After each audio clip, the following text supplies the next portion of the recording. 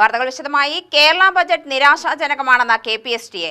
Budget നിർദ്ദേശങ്ങളിൽ പ്രതിഷേധിച്ച് KPSTA പ്രവർത്തകർ പാലക്കാട് അഞ്ചുവിളക്കിൽ നിന്നും സിവിൽ സ്റ്റേഷനിലേക്ക് മാർച്ച് നടത്തി.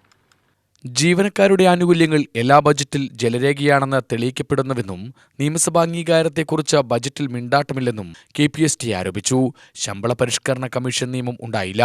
പ്രൊട്ടക്ഷൻ ബജറ്റിൽ പ്രഖ്യാപനമുണ്ടായില്ല. ഉച്ചഭക്ഷണ തുകയും യൂണിഫോം തുകയും വകയിരുത്താത്ത LSS USS ഫണ്ട് അനുവദിക്കാത്ത ബജറ്റ് തള്ളിക്കളയണമെന്ന് KPSTA ആവശ്യപ്പെട്ടു. DCC president A. Thankappan march ഉദ്ഘാടനം ചെയ്തു. ബജറ്റിലെ പദ്ധതി വിഹിതങ്ങൾ മുൻകാലങ്ങളിൽ നിന്ന് വ്യാപകമായി വെട്ടിക്കുറച്ച പിണറായി വിജയൻ സർക്കാർ ജനങ്ങളെ വിഡ്ഢികളാക്കുകയാണെന്ന് അദ്ദേഹം കുറ്റപ്പെടുത്തി. ഇതിൽ നമ്മുടെ പാവപ്പെട്ട ജനങ്ങൾ പെട്ടുപോയതുകൊണ്ടുള്ള അബദ്ധമാണ് ഈ ഗവൺമെന്റ് തുടർഭരണവും. അതൊക്കെ തിരിച്ചറിഞ്ഞു കഴിഞ്ഞു. നിങ്ങൾ പേടിക്കണ്ട. ഇന്ന് തൽക്കാലം ഒരു വർഷം കൂടി നിങ്ങൾ ക്ഷമിക്കേണ്ടി വരും. കാരണം 9 വർഷം ക്ഷമിച്ചില്ല, അത് സഹിച്ചില്ലേ? ഒരു വർഷം ക്ഷമിക്കും. ഒരു സംശയം വേണം, നിങ്ങളുടെ അനുകൂലം തരും, യൂണിയൻ അധികാരത്തിലും വരും. അതിനു വേണ്ടിയിട്ട് ഒരു കാര്യമുണ്ട്.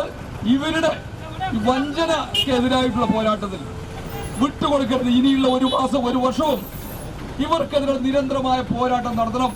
ഇപ്പൊ നിങ്ങളിവിടെ ജീവനക്കാർക്ക് അനുകൂലം തന്നിട്ടില്ല എന്നതിന്റെ പേരിലാണ് ഇവിടെ പ്രതിഷേധ സമരമായിട്ട് വന്നിരിക്കുന്നത്.